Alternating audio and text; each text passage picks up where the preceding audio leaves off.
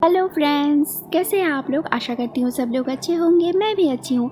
आज मुझे जाना है मायके, तो सुबह सुबह नहा धो के मैं एकदम बिल्कुल रेडी हो चुकी हूँ, ये कुर्ती पहन के। और वहाँ देखिए मैं मेरी बेटी को भी रेडी कर लिया। आज छोटी बेटी को लेके जाना है, बड़ी बेटी का कल एग्ज़ाम है, दैट्स वाई उसे नहीं लेके जा पा रहे, तो वो आज सारा दिन यहाँ पर पढ़ाई करेगी उसके पापा के साथ, फिर शाम को जाएगी वहाँ पर, क्योंकि कल है मेरी कज़िन ब्रदर की शादी। तो आज है शादी का पहले जो बंगाली रिचुअल्स होता है अधिवास, वो। तो इसी वजह से मैं आज अपनी सुबह सुबह मायके जा रही हूँ। वैसे तो रिचुअल शाम को है, लेकिन मैं आज सुबह ही चली जा रही हूँ। तो अभी ऑटो करके जाना है और ऑटो आ चुका है, तो मैं जल्दी जल्दी में घर से निकल रही थी। फिर ऑटो में बैठ के मैं और मेरी छोटी सी बेटी चले जा रहे थे अपनी मेरी मायके की ओर। मायके जाने में ज़्यादा देर तो नहीं लगती, 10 मिनट में हम लोग पहुँच जाएंगे। वैसे अगर ट्रैफिक हुआ तो 10 से 15 मिनट लगते हैं, इससे ज़्यादा तो एकदम लगते ही नहीं है। और आज तो एकदम भी धूप नहीं थी और बहुत ही क्लाउडी हो रहा था और अच्छी हवा चल रही थी। वेदर आज बहुत ही अच्छा था, तो इस वजह से ऑटो में उड़ने के बाद ही मेरी बेटी को देखी एकदम नीनी नीनी आने लगी। एकदम वो जस्ट यहाँ पर नीनी कर देगी, ऐसी बात ऐसी मुझे लग रहा था। तो ये जो स्टैचू है यह कहाँ पर बना है, अगर आप लोगों को पता चल गया ये रोड कौन सा है तो प्लीज़ मुझे कमेंट करके बोलिएगा कि मैं कहाँ से जा रही हूँ। तो देखिए मेरी बेटी को तो एकदम नींद आने लगी थी, तो मैंने भी सोचा वो सो जाए तो अच्छा है। तो ये मेरे मायके जाने का रोड है, जहाँ पर बहुत सारी हरियाली पेड़ है। बहुत ही अच्छा लग रहा था ग्रीनरी देखने में। जितना आप शहर छोड़ के शहर से बाहर निकलोगे तभी इतना हरियाली ज़्यादा हो जाती है, और जितना आप शहर के अंदर घुसने लगोगे इतना हरियाली कम हो जाती है। तो ये रोड के साथ मेरी बहुत सारी मेमोरीज़ जुड़ी हुई हैं, क्योंकि इसी रोड से मैं अपनी स्कूलिंग, कॉलेज और यूनिवर्सिटी कंप्लीट किया है। यहाँ से मैं अप एंड डाउन करती रहती थी। ये हमारा मेन रोड है। ये कौन सा हाईवे है, अगर आप लोगों को पता चल गया तो प्लीज़ कमेंट करके बोलिएगा। तो आप लोगों के साथ बातें करते करते मैं पहुंच गई हूँ मेरी मायके, और ऑटो अंकल ने यहाँ पर गलती कर दी, मुझे पहले वाले घर में ही उतार दे रहे थे। तो मैंने कहा ये नहीं, वो नेक्स्ट डोर वाला जो घर है वहाँ पर ही है। तो यहाँ पर मैं पहुँच गई मैं अपनी मायके पर। तो मेरे साथ था छोटा बड़ा लगेज, तो मैंने एक अपनी सिस्टर को बुलाया, तो वो मेरी बेटी को लेकर जा रही थी। उसके बाद मम्मी के पास बेटी को छोड़ के मैं और मेरी दीदी चल दिए अपने अंकल के घर के, क्योंकि कज़िन ब्रदर की शादी है। तो शादी वाले घर में हम लोग जा रहे थे, थोड़ा देख के आए कितना शादी का काम हो रहा है। तो वहाँ पर थोड़ी देर बैठ के बातें बातें करके अभी हम लोग वहाँ से निकल रहे हैं शादी का। वैसे तो शादी का रिचुअल शाम से स्टार्ट होगा, तो हम लोग सुबह सुबह ही यहाँ पर आ गए थे। तो बेटी क्या कर रही है वो भी देखने का है, तो इसलिए चले आए थे। तो यहाँ पर तो बेटी बड़ी मज़े में है, मेरी आंटी, मेरी माँ और उसके ब्रदर के साथ तो खेल रही थी। उसके बाद मेरी बेटी तो ब्रदर के साथ खेलने में व्यस्त हो गई। इसके बाद वो मुझे खींचने लगी कि उसे घुमाने ले चलो। मेरे पापा के जो यहाँ घर है यहाँ पर वो हर रोज़ आके घूमती रहती है, लेकिन आज थोड़ी थोड़ी बारिश हो रही थी, इसलिए मैं उसे एकदम भी नीचे नहीं उतार रही थी, क्योंकि बारिश में भीग जाएगी तो फिर फीवर हो जाएगा, ये हो जाएगा। लेकिन वो रोने लगी तो मैं उसे थोड़े से बाहर लेके आई, लेकिन बारिश ज़्यादा ना हो जाए इसलिए मैं उसे गोदी से नहीं नीचे उतार आई थी। तो देखिए कितना खुश हो रही है, वहाँ तो रोने लगी थी, अभी कितनी खुश हो रही है कि वो बाहर आई है। तो वैसे तो मेरी दीदी के लड़के के साथ दीदी के लड़का उसे टाटा कर रहा था और वो कितनी खुश हो रही थी देखिए।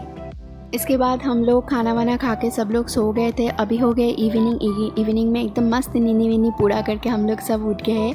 अभी हम लोग थोड़ा सा वॉकिंग करेंगे, क्योंकि इवनिंग में वॉकिंग करना मेरी बेटी को भी बहुत अच्छा लगता है। यहाँ पर आते ही हम लोग इवनिंग में वॉकिंग करते हैं। तो अभी हम लोग सारे लोग निकल गए, और तो आज तो एकदम ही धूप नहीं थी, बहुत अच्छा लग रहा था वेदर, और अभी रेन भी एकदम ख़त्म हो चुके, तो हम लोग सब वॉकिंग के लिए चले आए थे। तो हम वैसे तो हमारा घर बहुत बड़ा है, यहाँ पर ही वॉकिंग करने तो चल जाता है, बाहर जाने की कोई ज़रूरत ही नहीं थी। तो यह मैं, मेरी बेटी और मेरी जो दीदी का लड़का है, तो हम सब ने मिलकर वॉकिंग की। तो हमारे घर में बहुत सारे जो हैंड्स होते हैं ना वो है, तो हम उन्हें ढूंढ रहे थे लेकिन मिल नहीं रही थी एक भी आज।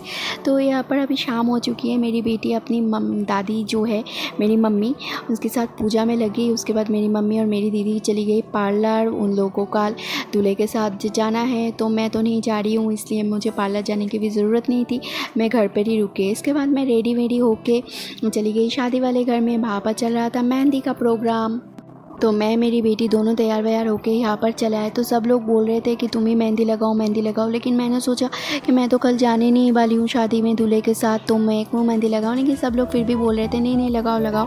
इसके बाद मैं भी बैठ के मेहंदी लगाने गई। तो मेहंदी लगाने तो बहुत बड़ा काम होता है, उसको सुखाना भी पड़ता है, कलर आने तक उसको सुखाना पड़ता है। लेकिन मेरे पास इतना टाइम कहाँ है, इसलिए मैंने एक सिंपल सा मेहंदी का डिज़ाइन बनाने के लिए कह दिया कि बस एक हाथ में लेफ़्ट हैंड के जो ऊपर वाला पोर्शन है वहाँ पर एक सिंपल सा डिज़ाइन मैंने बना लिया। तो ये रहा मेरा वो डिज़ाइन। तो कैसा लगा आप लोगों को मेरा ये सिंपल सा डिज़ाइन? अगर अच्छा लगा तो प्लीज़ कमेंट करके बोलिएगा। तो इसके बाद शुरू हुआ गया था शादी का जो रिचुअल्स होता है, वो जो बंगाली रिचुअल्स होते हैं, जो अधिवास में होता है। तो ये रहा मेरे मेहंदी का डिज़ाइन जो मैं रिसेप्शन में कराया था। तो हम लोग अभी छत पे आ गए, तो यहाँ पर रिचुअल्स हो रहे थे। तो मैंने मेहंदी करवाया था, तो बैंड बाजा भी आ चुका था। बहुत ज़ोरों शोरों से बैंड बाजा बज रहा था। तो मैंने मेहंदी कराया था, इसलिए मैं बेटी को गोदी में नहीं उठा पा रही थी, तो मेरी दीदी ने उठा लिया। और मेरी बड़ी बेटी भी अभी आ चुकी थी। तो यहाँ पर रिचुअल स्टार्ट हो गए थे।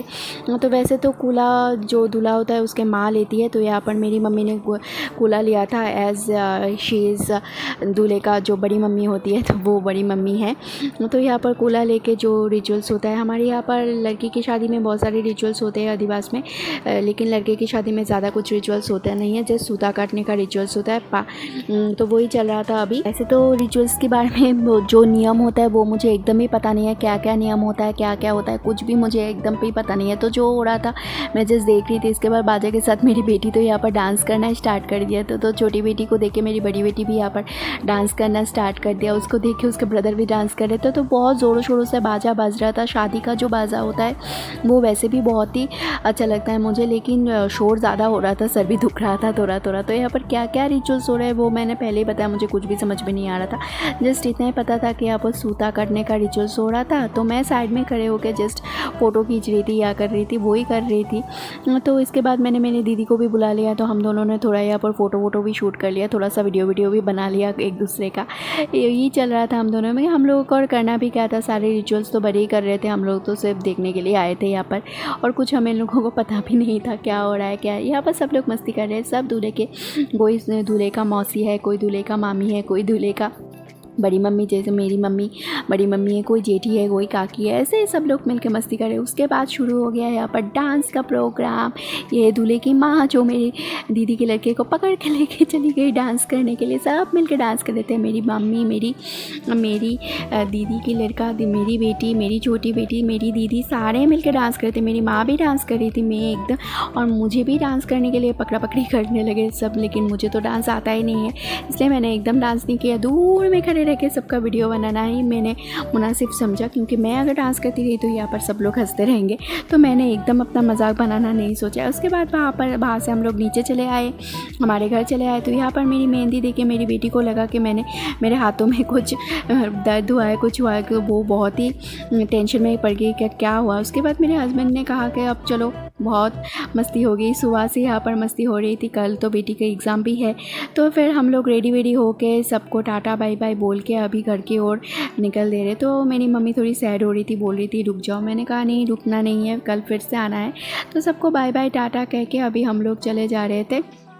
तो अभी ये है, हम लोग रास्ते पे आ गए, और ये है मेरे अंकल का घर जो बाहर से शादी वाला घर ऐसा लग रहा था। तो मेरा तो आज सारा दिन बहुत ही अच्छा गुजरा। तो आज का ब्लॉग आप लोगों को कैसा लगा वो मुझे कमेंट करके बोलिएगा। अगर अच्छा लगा तो लाइक कमेंट शेयर कर दीजिएगा, और प्लीज़ मेरे चैनल को सब्सक्राइब कर दीजिएगा। Thanks for watching, thank you, चाचा।